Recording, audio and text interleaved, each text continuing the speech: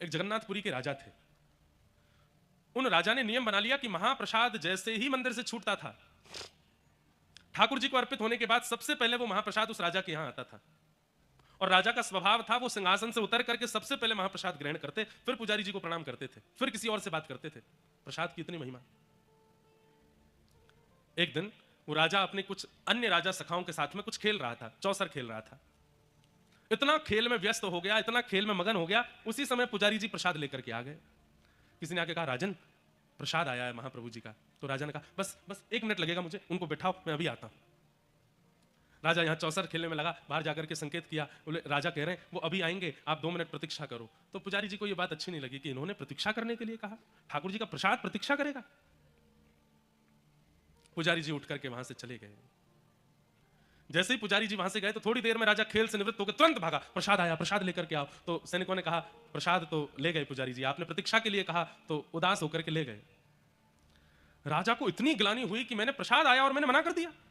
मैं खेल में इतना तल्लीन हो गया, उसमें इतना मगन हो गया कि द्वार पर आए हुए प्रसाद की अवहेलना कर दी मैंने। अपने हाथ को देखने लगा, इसी हाथ से मना किया था मैंने, अब यह हाथ मेरे अंग पर रहने लायक नहीं है, पर अपने आप अपने हाथ को कैसे काटूं। सुनिएगा, बड़ी सुंदर कथा है। तो राजा ने क्या किया, एक दिन बड़ी चिंता में सभा में बैठा था। तो मंत्री जी ने पूछा, राजन आप इतनी चिंता में क्यों बैठे हो?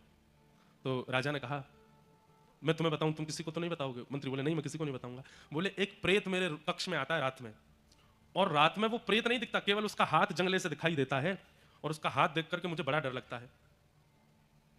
मंत्री बोले, आपने हमें पहले क्यों नहीं बताया? बोले, डर के कारण नहीं बताया। बोले, क्या चाहते हैं आप? बोले, मैं चाहता हूं कि कोई उस प्रेत का हाथ काट दे तो मेरे को रात में जो भय होता है वो ठीक हो जाए। मंत्री बोले, आज आप चिंता मत करो, मैं आपके कक्ष में सोऊंगा और तलवार लेकर के बैठूंगा, जैसे ही वो प्रेत आएगा, हाथ दिखाएगा, हल्ला करेगा, मैं उसका हाथ काट दूंगा। राजा बोले, ठीक है। मंत्री नीचे गद्दा लगा करके सो गए, राजा पलंग पर सो गए। जैसे ही मंत्री की थोड़ी आंख लगी, राजा चुपचाप उठ करके बाहर गए और खिड़की खोल करके अपना ही हाथ भीतर डाल करके आवाज करने लगे जोर जोर से। मंत्री ने तुरंत उठ करके राजा का हाथ काट दिया।